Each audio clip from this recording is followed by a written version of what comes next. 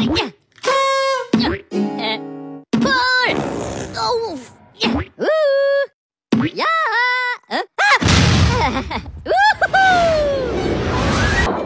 bermain di pantai, kita pasti bisa melihat ombak, baik yang di tengah laut atau yang sampai ke pinggir pantai.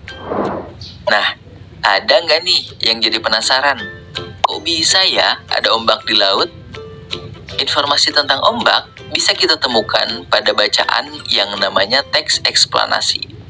Teks eksplanasi adalah teks yang menjelaskan tentang alasan dan metode terjadinya suatu peristiwa atau fenomena. Teks eksplanasi berguna untuk menjawab pertanyaan mengapa dan bagaimana suatu peristiwa bisa terjadi. Teks eksplanasi biasanya berisi fakta atau kenyataan yang dapat dibuktikan kebenarannya.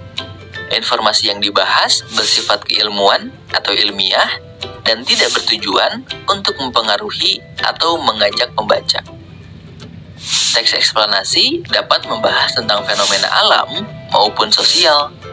Fenomena alam yang dibahas misalnya gerhana bulan, gunung meletus, dan gempa bumi.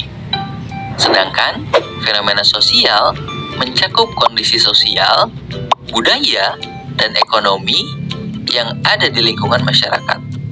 Contohnya, terjadinya konflik antar kelompok, keragaman batik di berbagai daerah, atau meningkatnya toko-toko online. Lalu, bagaimana struktur teks eksplanasi itu? Struktur teks eksplanasi terdiri dari 3 bagian. Bagian awal berupa pernyataan umum yang berisi definisi, latar belakang, atau keadaan umum dari fenomena yang dibahas. Bagian kedua berupa deretan penjelas.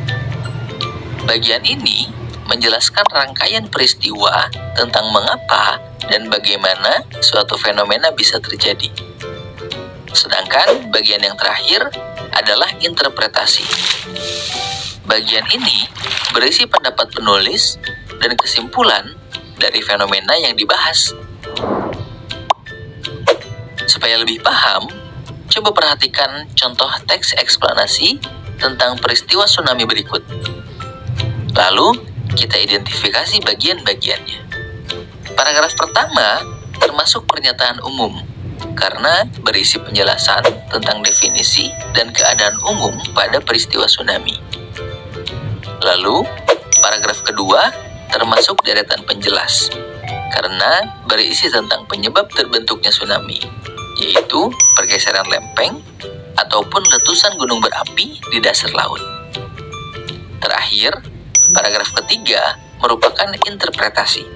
Di paragraf akhir ini, penulis membuat kesimpulan tentang fenomena tsunami.